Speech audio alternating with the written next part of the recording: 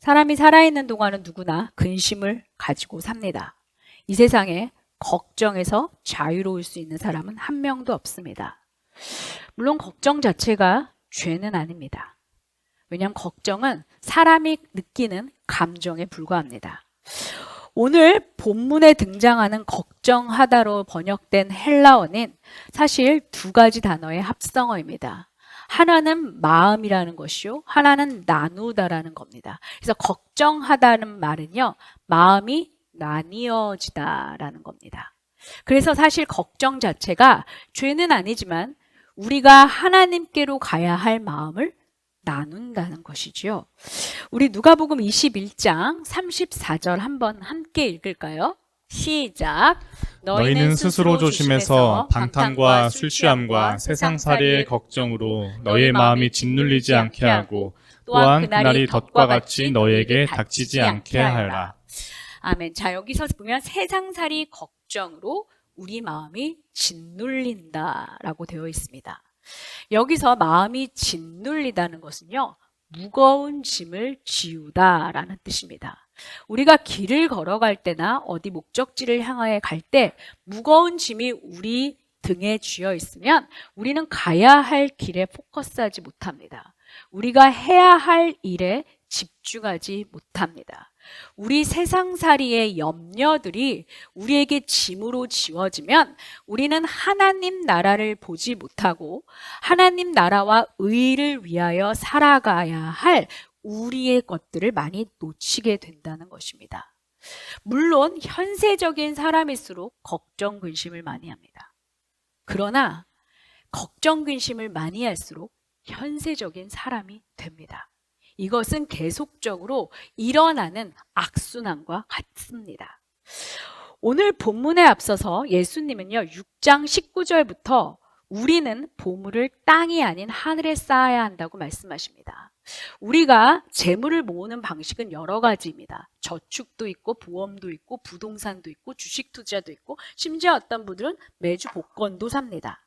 그러나 예수님은 분명하게 우리가 재물을 쌓는 방식은 두 가지밖에 없다. 이 땅 아니면 하나님이다. 그리고 하늘이다. 그리고 두 중에서 24절에서는 어떻게 말씀하시냐 하면 그 누구도 두 주인을 섬기지 못한다고 못 받고 있습니다. 우리 6장 24절 한번 읽어볼까요? 시작. 아무도 두 주인을 섬기지 못한다. 한쪽을 미워하고 다른 쪽을 사랑하거나 한쪽을 중히 여기고 다른 쪽을 업신여길 것이다. 너희는 하나님과 재물을 아울러 섬길 수 없다. 아멘.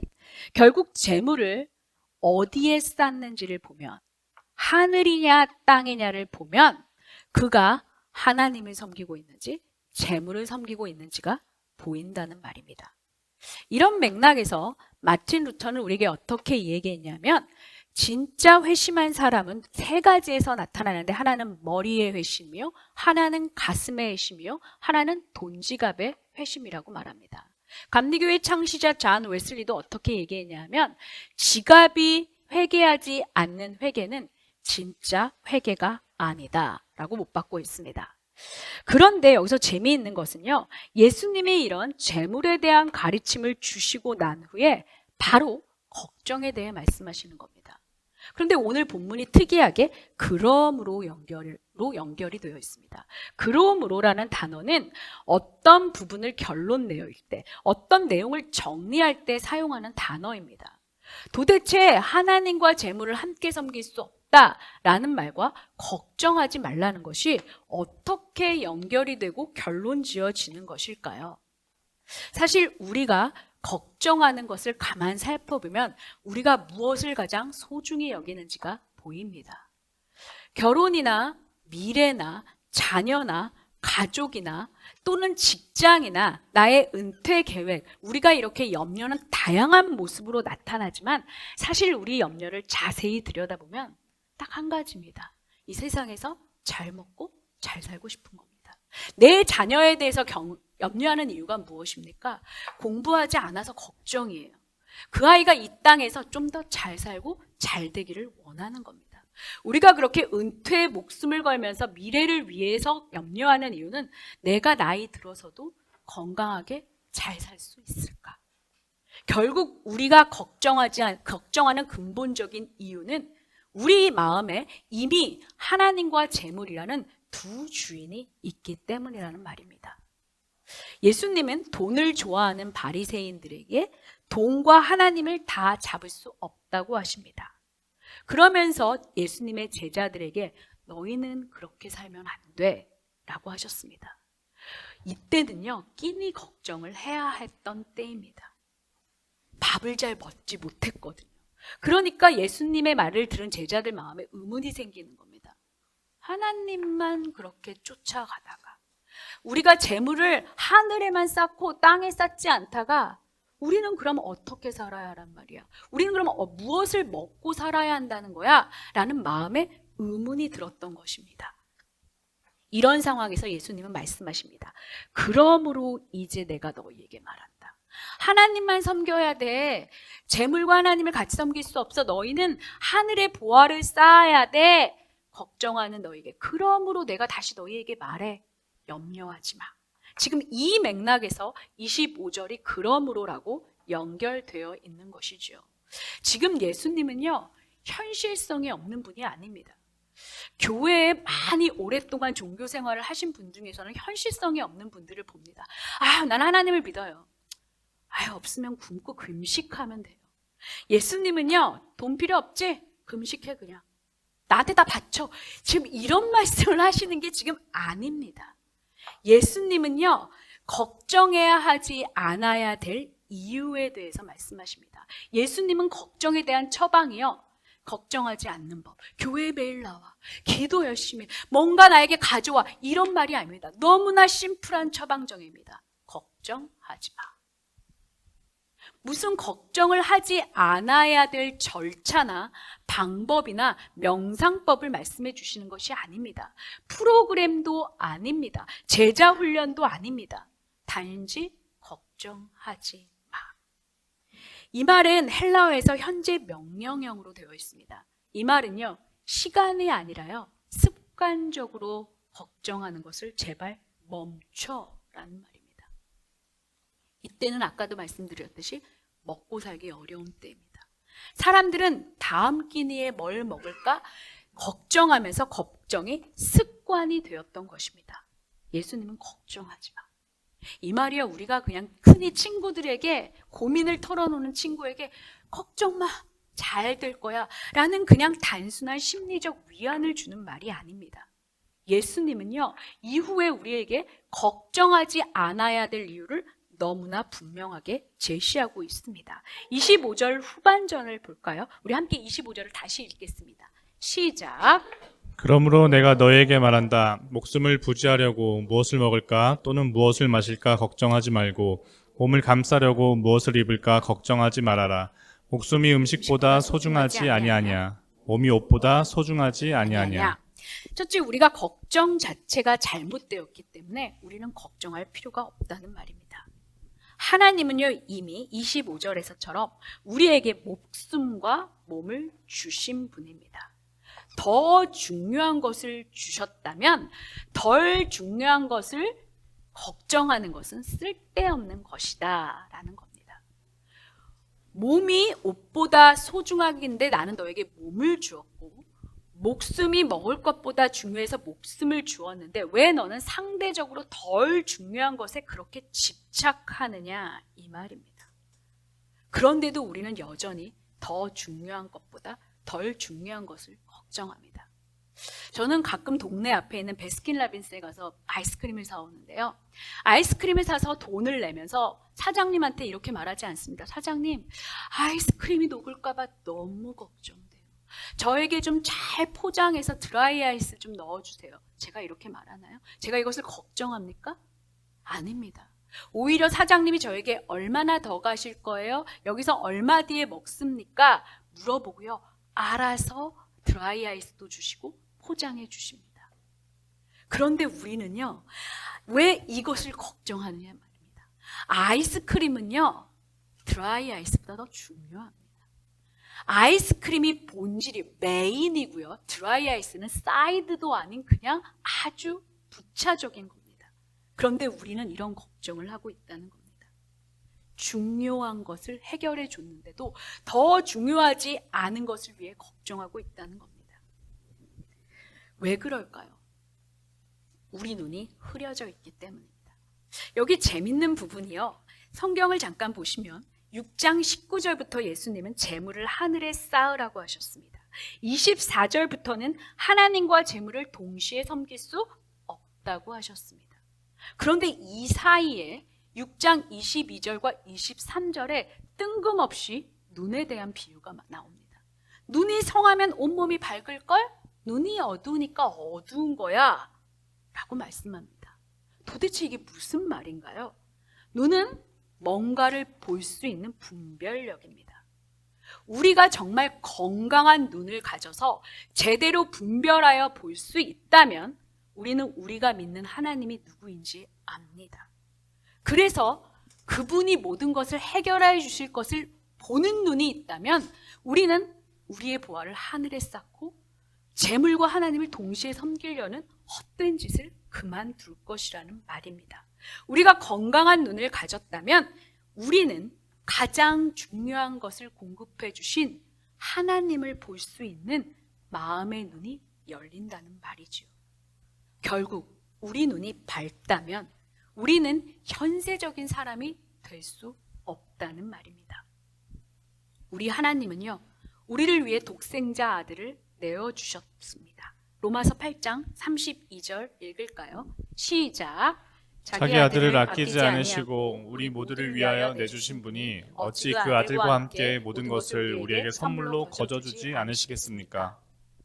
우리에게 생명을 주신 분이라면 목숨을 유지하는 데 필요한 먹을 것과 입을 것과 그 외의 어떤 것을 공급하지 않겠느냐 이 말입니다. 그런데도 우리는요, 자기 아들을 내어주심으로써 우리를 사랑해 주신 하나님께 이렇게 말하는 겁니다. 하나님, 그래도 제가 걱정이 되는데요. 그래도 제가 믿지 못하겠는데요. 우리의 걱정은 사실 이렇게 하나님께 말하고 있는 겁니다. 그럴 때 예수님은 이렇게 말하는 겁니다. 너는 참 분별력 없는 눈을 가졌구나. 믿는다면서 너의 눈은 참 건강하지 못하는구나.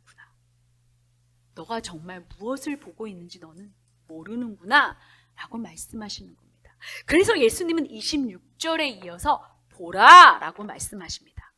자, 우리 26절 함께 읽을까요? 시작. 공중의 새를 보아라. 씨를 뿌리지도 않고 거두지도 않고 곳간에 모아들이지도 않으나 너희의 하늘 아버지께서 그것들을 먹이신다. 너희는 새보다 귀하지 아니하냐. 우리가 걱정하지 않아야 할 두 번째 이유는요, 하나님이 모든 것을 돌보시기 때문입니다. 예수님은요, 무엇을 먹을까를 여전히 고민하는 사람들에게 당장 걱정을 멈추기 위해 공중의 새를 이제 눈을 들어서 보라고 하십니다. 팔멜이라는 사람은 이렇게 말했습니다. 지금 산상수훈을 주시는 이 장소가 새들이 지나가는 교차로였고 예수님이 말씀하시는 이 순간 새들이 지나가고 있었기 때문에 예수님이 시각 효과를 사용하신 것이다. 자, 저기 공중의 새를 좀 봐. 너희처럼 욕심내서 거두고 창고를 만들어 쌓지 않아도 하늘 아버지가 돌보고 계시지 않니? 라고 말씀하신다는 겁니다. 너희보다 목탄 새들도 하나님이 먹이시는데 자기 아들의 목숨까지 내어주신 하나님이 너희를 먹이시지 않겠니? 제발 생각 좀 해봐 라는 겁니다. 저희 집에 강아지가 한 마리 있는데요. 강아지 간식과 밥은 제가 챙깁니다. 그래서 제가 미리미리 항상 그 팬트리에서 강아지 간식이나 밥이 떨어지기 전에 항상 주문을 해서 챙겨줍니다. 근데 만약에 저희 딸이요, 집에 와서는 제가 강아지 밥을 챙기는 걸 보고 이렇게 말하는 겁니다. 엄마, 강아지 밥을 챙기고 있는데 내가 먹을 쌀은 준비하셨어요? 내가 먹을 간식은 엄마 있는 거예요? 라고 묻습니까? 아닙니다. 상식이 있는 아이라면요, 강아지 밥을 저렇게 사랑스럽게 챙겨주는 우리 엄마라면 내가 먹는 밥과 음식도 엄마가 주겠네 라는 겁니다. 우리가 상식을 가진 사람이라면요, 하늘의 새를 먹이시는 하나님인데 더 중요한 나도 먹이시겠네. 이건 당연한 반응입니다. 그런데 우리가 이런 걱정을 한다는 거예요. 허쉘포드 목사님이 쓴 물새와 참새의 대화라는 글이 있습니다. 이게 어떤 글이냐면요, 물새가 참새에게 묻습니다. 저기 땅에 있는 사람들 봐, 아웅다웅 돈돈 하면서 날마다 걱정하며 살고 있네. 참새가 말합니다. 아마 저 사람들은 우리를 먹이시고 입히시는 하나님을 모르나 봐. 여러분, 우리가 이렇게 살고 있다는 거예요. 참새들의 눈에 보면요. 우리에게는 하나님이 아버지로 계십니다.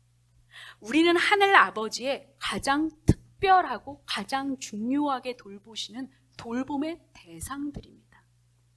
이게 우리가 걱정하지 않아야 될 이유입니다. 이 말을 오해하면 안 됩니다.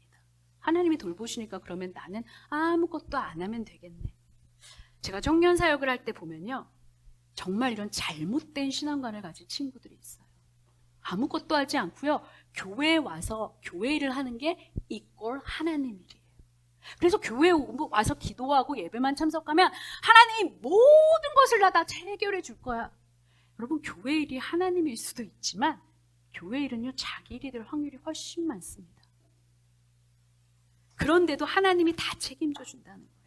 주님을 열심히 섬기는 사람은요, 자기에게 맡겨진 가정일, 학생으로서의 공부, 직장일도 열심히 합니다. 준비하지 않고 기도만 하면 안 됩니다. 공중의 새가 가만히 있어요? 아니에요. 날개짓 하잖아요. 하나님이 주신 날개로 열심히 날잖아요. 하나님이 주신 시력으로 뭘 봅니까? 먹이를 찾습니다. 그들도 일을 합니다. 일찍 일어나는 새가 벌레를 잡는다는 말도 있습니다. 그래서 우리는 빨리 세일하는 거를 뭐라고 합니까? early bird sale이라고 하지 않습니까? 예수님이 이어 말씀하신 백합화 비유도 마찬가지입니다. 백합화는 그냥 멍 때리고 있지 않아요. 그냥 바람을 즐기면서 있지 않습니다. 엄청난 에너지를 자기가 살기 위해 씁니다. 나무 한 그루가 잎까지 물과 영양분을 공급하는 데 쓰는 양은요, 사람 한 명이 10계단의 높이에서 300톤의 물을 끌어올리는 힘과 똑같은 힘을 쓴다고 합니다. 그러니까 나무도요, 식물도요, 들의 새, 백합화도, 공중의 새도 하나님이 책임지시지만 하나님이 자신들에게 허락하신 것으로 열심히 일하고 있다는 겁니다. 그냥 교회 가고 기도하고 띵까띵까 놀면 다 하나님이 책임져 주셔 라는 말은 성경 어디에도 없습니다. 일하지 않으면 먹지 말라고 성경에 기록되어 있습니다. 우리는 어떤 일을 하든지 주께 하듯 해야 합니다. 직장일도 주의 일이고요, 집안일도 주의 일입니다. 사실 교회 안에서 크리스천으로 사는 게 이 세상에서 제일 쉽습니다. 어떤 것을 하든 최선을 다해 하지만 걱정은 하지 말라는 것이 여기에 포인트입니다. 우리가 걱정하지 않아야 될 세 번째 이유는요, 걱정은 무익하기 때문입니다. 27절 함께 읽을까요? 시작. 너희 가운데서 누가 걱정을 해서 자기 수명을 한순간인들 늘릴 수 있느냐? 걱정은 단 한순간도 우리의 수명을 늘릴 수 없는 무익한 것이라는 말입니다. 목숨은 우리 영역 안에 있는 것이 아니라 하나님의 영역입니다. 우리가 자꾸 하나님의 영역 안에 있는 것을 내가 취해서 내 계획과 내 고집과 내가 원하는 바를 행하려고 하기 때문에 더 걱정이 되는 겁니다. 까짓거 하나님이 알아서 하시겠지, 맡기면 걱정이 없어요. 그런데 내 자녀도 내 거예요. 내 결혼도 내 거예요. 내 재정도 내 거예요. 내 돈도 내 겁니다. 그래서 자꾸 내가 컨트롤 하려고 하니까요, 걱정이 생기는 겁니다.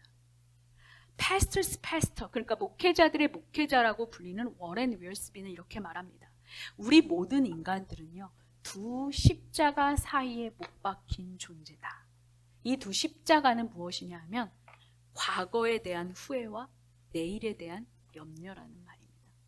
결국 인간은요, 과거를 돌아보며 끊임없이 후회하고 걱정하고 미래를 내다보며 불안해하며 끊임없이 염려하는 존재다라는 말입니다. 그렇지만 저와 여러분 중에 과거를 되돌릴 수 있는 분이 한 분이라도 있습니까? 상상의 날개를 펴면서 내가 그때 그러지 말았어야 돼. 내가 그때 그 말을 했어야 돼. 그렇게 과거로 돌아가 봤자요, 아무것도 바꿀 수 없는 존재입니다. 아직도 오지 않은 미래를 생각하면서 매일 마냥 내 결혼 생활이, 마냥 내 배우자가, 마냥 내 자녀가, 마냥 내 건강이, 이렇게 만약으로 미래를 걱정한다고 우리가 할 수 있는 일은 아무것도 없습니다. 잠언 17장 22절에 보면요, 근심은 우리의 뼈를 녹게 한다고 말합니다. 많은 의학서적은요, 이미 걱정은 정신건강뿐 아니라 우리의 근육과 혈관과 심장에 악영향을 끼쳐서 두통과 당뇨와 심장병과 뇌졸중 발생률을 높인다고 기록하고 있습니다. 우리는요, 공간과 시간에 갇혀 있기 때문에 아무것도 할 수 없는 존재입니다. 우리의 과거와 현재와 미래는 주님의 손안에만 있습니다. 우리는 지난 룻기 강해를 통해서 하나님이 어떻게 인간이 과거에 저지른 실수와 실패와 아픔들을 다 모아서 선을 이루어 가시는지를 보았습니다. 아무것도 가진 것 없는 그들의 정말 비참했던 현실을 하나님께서 어떻게 합력하여서 선을 이루셨는지를 보았습니다. 하나님은요, 이렇게 저와 여러분의 과거, 후회스러운 과거도 걸음을 삼을 수 있는 분입니다. 앞이 보이지 않는 우리들의 비참한 현실을 토양 삼아서 미래를 가꾸실 수 있는 분입니다. 우리가 하나님께 맡기면 말입니다. 우리 베드로전서 5장 7절 우리 함께 한 목소리로 읽을까요? 시작. 여러분의 걱정을 모두 하나님께 맡기십시오. 하나님께서는 여러분을 돌보고 계십니다. 아멘. 여기서 맡기라는 말은 던지다, 캐스트라는 말입니다. 내가 가지고 있으면 내 겁니다. 그런데 던져서 맡기면요, 하나님의 것이 됩니다. 영어 성경에는요, 너의 근심 걱정을 던지면 하나님께서 너를 돌봐주실 것이다. 여기도 마찬가지입니다. 우리는 걱정만 던졌는데 하나님은 걱정을 가진 나 자체를 돌보신다는 말입니다. 하나님은요, 걱정을 포함한 우리 자신의 삶을 돌보아 주십니다. 우리가 던질 때요. 근데 우리는 기도할 때는 던집니다. 그리고 기도하면서 기도가 끝나고 자리에서 일어나 이럽니다. 아이고 주님, 이제 어떡하려고 그러세요? 다시 걱정을 다시 싸웁니다. 예배할 때는 아멘! 아멘! 마치 전사처럼 아멘으로 반응을 합니다. 그러면서 예배당 문을 열고 가방을 들고 이르실 때는 주님, 아유 미치겠어요. 죽겠습니다. 이게 우리의 현실이란 말입니다. 던지고는요, 또 찾는 겁니다. 던져버리고는요, 더 걱정이 돼요. 왜요? 걱정거리가 어디 있는지 어디에 뒀는지를 모르겠는 거예요. 더 불어나는 겁니다. 이미 맡겼으면, 던졌으면, 찾으면 안 됩니다. 왜냐하면 이것은요, 신뢰하는 태도가 아니라 하나님에 대한 예의도 아닙니다.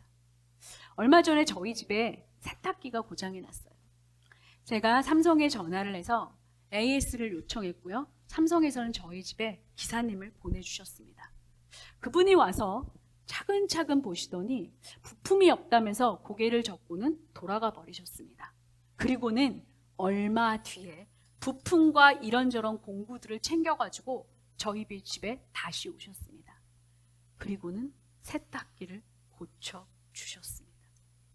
그런데 제가요, 부품을 고치러 간 그분이 안 오니까, 아니 공장에 부품을 만들어 가나? 왜 안 오셔? 그래서 전화해서는 기사님 그냥 오지 마세요. 제가 알아서 할게요. 제가 그럽니까?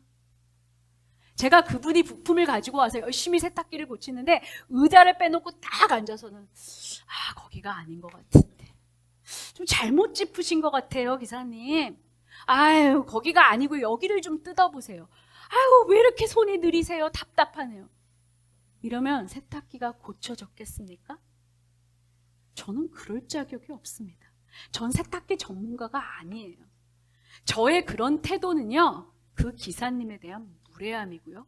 그 기사님의 전문적인 영역을 인정하지 않는 아주 오만한 태도입니다. 내가 다 할 수 있어. 나 다 할 수 있어. 제가요, 전화를 내서 맡겼다면 어떻게 해야 됩니까? 그분이 세탁기를 고치든 다시 우리 보고 세탁기가 오지는 안 돼요. 다시 사세요라고 하든 그분의 판단에 내가 맡기는 것 뿐입니다.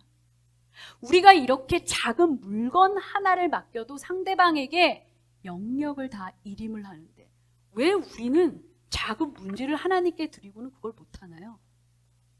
마치 내가 다 알 수 있는 것처럼. 하나님이 응답해 주시지 않으면 하나님 관두세요. 제가 다 할게요. 우리가 이러고 있다는 겁니다. 하나님이 하시는 일이 내 자녀와 내 가정과 내 문제에 대해서 맡겼는데 하나님이 내 원하는 방식대로 움직여주지 않으면 이게 아닌 것 같아. 하나님 이게 아닌 것 같아. 그리고 우리는 다시 걱정을 한다는 겁니다. 우리의 걱정 깊숙한 이면에는 이런 불신의 태도와 의심과 내중심적인 내가 하나님보다 뭔가 잘할 수 있다는 아주 오만함이 숨어 있는 것입니다. 그분의 주권을 인정하지 못하는 것입니다. 이제는 염려를 던졌다면요, 찾아오면 안 됩니다. 하나님이 죽이 되든 밥이 되든 나를 죽이시든 살리시든 내 자녀를 어떻게 하시든 이건 이제 그분의 영역입니다. 하나님이 어떻게 하시든 하나님이 알아서 하실 겁니다. 내가 던졌다면요, 그냥 맡기십시오. 다시 찾아오고 간섭하지 마십시오. 우리가 걱정하지 말아야 할 세 번째 이유는요, 걱정은 하나님에 대한 이런 불신의 태도입니다. 우리 6장 28절부터 30절 함께 읽을까요? 시작. 어찌하여 너희는 옷 걱정을 하느냐? 들의 백합화가 어떻게 자라는가 살펴보아라. 수고도 하지 않고 길쌈도 하지 않는다. 그러나 내가 너희에게 말한다. 온갖 영화로 차려입은 솔로몬도 이 꽃 하나와 같이 잘 입지는 못하였다. 오늘 있다가 내일 아궁이에 들어갈 들불도 하나님께서 이와 같이 입히시거든 하물며 너희들을 입히시지 않겠느냐? 믿음이 적은 사람들아. 아멘. 들의 백합화를 살펴보아라. 여기서 살펴보라는 건요, 그냥 보라는 게 아닙니다. 깊고 정확하게 주의 깊게 생각 좀 해라, 이 말입니다. 너가 정말 분별력 있는 건강한 눈을 가졌다면 저 백합화를 보고 왜 깨닫지 못하느냐라는 말입니다. 그 꽃들은요, 수고, 즉 바딜이나 논일을 하면서 노동하지 않습니다. 길쌈, 뜨개질이라 재봉틀 하면서 옷을 지어 입지 않습니다. 그런데 그 옷이 솔로몬 옷보다 더 영광스럽다고 하십니다. 패션이 신이 되어버린 시대에 사는 우리들에게요, 이것은 별로 이해되지 않는 본문일 수 있습니다. 말도 안 돼. 그래도 한 땀 한 땀 명품 솔로몬 입은 옷이 좋지. 무슨 백합화야. 그런데 여러분, 대자연 앞에 가보십시오. 그랜드 캐년이나 이런 멋진 나이아가라 폴 같은 데 가보세요. 거기 가서 옆 사람이 뭘 입었는지 보는 사람이 있습니까? 없어요. 다 그 대자연의 경관 앞에서 입을 다물지 못합니다. 대자연과 인간이 만든 인공물과는 격이 다릅니다. 대자연에는요, 하나님만이 하실 수 있는 비교 불가한 그 자체의 아름다움이 존재합니다. 걱정은요, 인간의 합리적이고 이성적인 판단의 근거를 둔 것이 아닙니다. 조건 반사적인 인간의 감정일 뿐입니다. 이미 하나님의 손길이 닿고 있는 저와 여러분이라면 그 자체가 아름답습니다. 그런데 우리는 이성적 판단이나 생각이 아니라 자꾸만 좌우를 살피면서 비교하면서 감정적으로 판단합니다. 사람이 뭘 입었지? 저 사람은 뭘 들었지?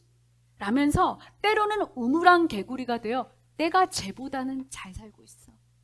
아니면 또 내가 쟤보다는 좀 나아. 또는 나는 왜 이럴까? 라는 초라한 열등감에 빠지는 것은 전부 다 이성적이지 않은 우리의 감정적 반응이라는 것 뿐입니다.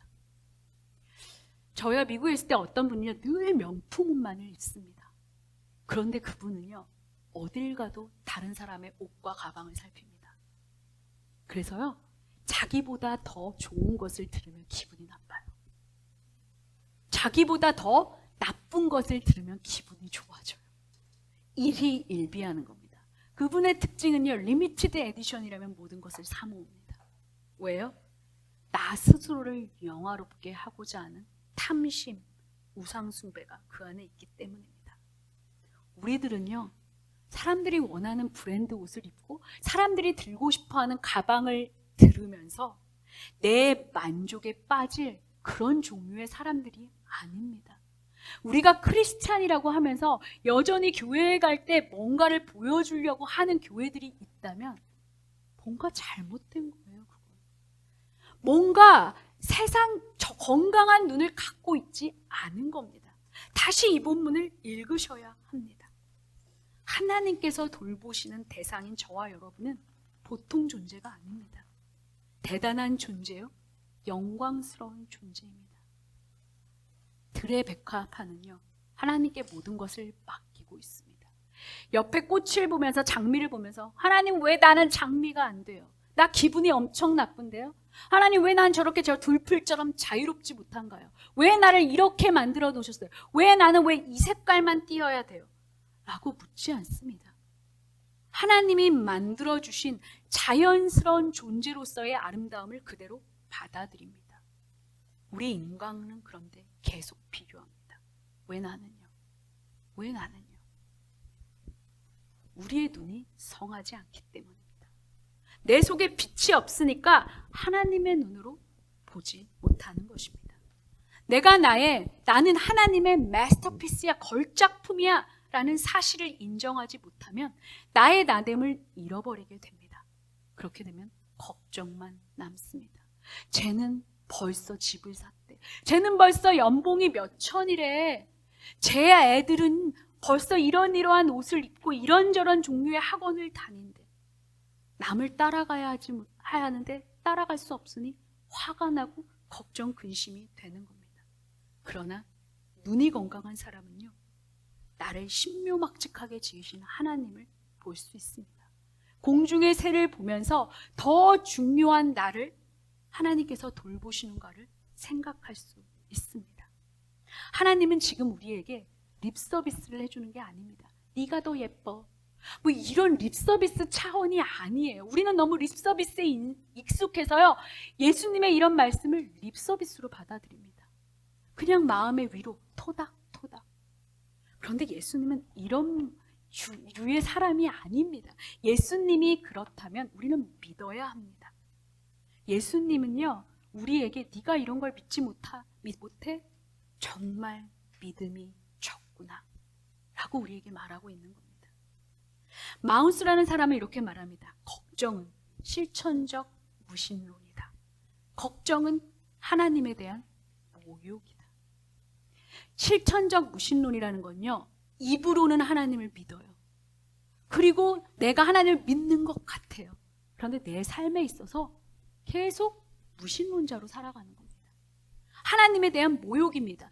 모든 것을 입히시고 하나님께서 돌보시는 하나님이 계신데도 계속 걱정하시는 것은 하나님에 대한 인설팅이라는 말입니다. 걱정은요, 이런 행위라는 겁니다. 이제 예수님은 25절부터 했던 말씀들을 정리하십니다. 우리 31절, 32절 읽을까요? 시작. 그러므로 무엇을 먹을까, 무엇을 마실까, 무엇을 입을까 하고 걱정하지 말아라. 이 모든 것은 모두 이방 사람들이 구하는 것이요, 너희의 하늘 아버지께서는 이 모든 것이 너희에게 필요하다는 것을 아신다. 아멘. 31절은 그러므로라고 또 결론 내려집니다. 그러므로 25절에서는 걱정하지 마. 31절에서는 그러므로 걱정하지 마. 똑같은 말인데요, 헬라어 원어가 다릅니다. 25절에 걱정하지 말은 현재형으로 되어 있고요, 31절은 과거형으로 되어 있습니다. 예수님이 시제를 몰라서 이렇게 썼을까요? 아닙니다. 25절은요, 습관적인 걱정을 이제는 멈춰라 라는 말입니다.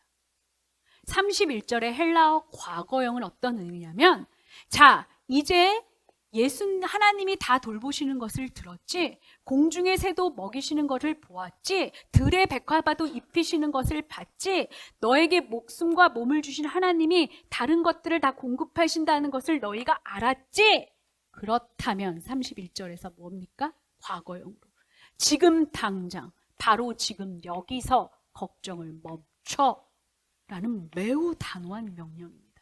지금 당장 해야만 하는 즉각적인 순종을 요구하는 명령이라는 말입니다. 우리는요, 간음하지 마, 살인하지 마, 도둑질하지 마, 이런 것은 명령으로 들어요.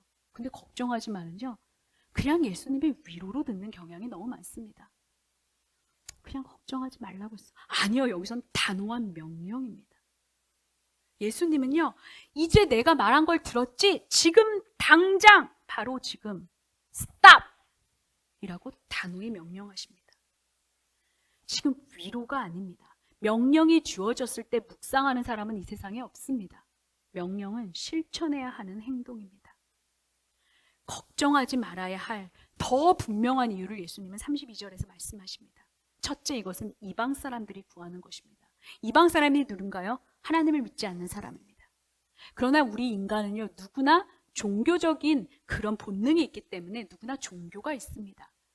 그러나 종교적 본능을 가지고 종교를 가진 사람들의 특징을 보면 어떻게 생활하냐면 신을 내가 컨트롤해서 내가 원하는 것을 얻으려고 종교 생활을 합니다. 그러나 우리 기독교는 그런 종교가 아닙니다. 하나님이 나를 위하여 존재하는 것이 아닙니다. 이사야서 43장 21절처럼요. 우리가 하나님의 영광을 위해 존재합니다. 우리는 다릅니다. 하늘 아버지가 그러나 선하십니다. 그래서 그 하나님이 두 번째로 다 아시기 때문에 우리는 걱정을 지금 당장 멈춰야 됩니다. 여기서 안다라는 표현은 현재 완료입니다. 즉 과거부터 지금까지 다 알고 있다. 그렇기 때문에 아빠 없는 고아들처럼 이방인들처럼 걱정하지 마. 하나님이 다 아니까 너희가 하나님 자녀라면 걱정하지 마. 지금 당장 멈춰. 라는 말입니다. 이제 말씀을 맺겠습니다. 예수님은요, 걱정을 습관처럼 달고 사는 저와 여러분에게 처방전을 주십니다. 너무나 심플합니다. 지금 당장 바로 여기서 걱정을 멈춰. 예수님은 걱정이라는 것은요, 우리에게 어울리는 단어가 아니라고 말씀하십니다. 왜냐하면요, 우리의 하늘 아버지가 다 아시기 때문입니다. 우리는 고아가 아니라는 말입니다. 그래서 우리가 걱정이 몰려오면 던지면 그남입니다. 세탁기가 고장나면 전화해서 AS를 부르듯 그냥 하나님께 던져버리고 찾아오지 않으면 됩니다. 그러니 걱정이 내 마음에 놓고 하는 순간 우리는 외쳐야 합니다. Stop worrying. 걱정아, 나대지 마. 하나님께 그냥 던져버리면 그만입니다. 걱정은 실천적 무신론자들이 하는 것입니다. 이것을 기억하시고 지금 당장 걱정을 멈추시는 저와 여러분 되기를 축원합니다. 아멘.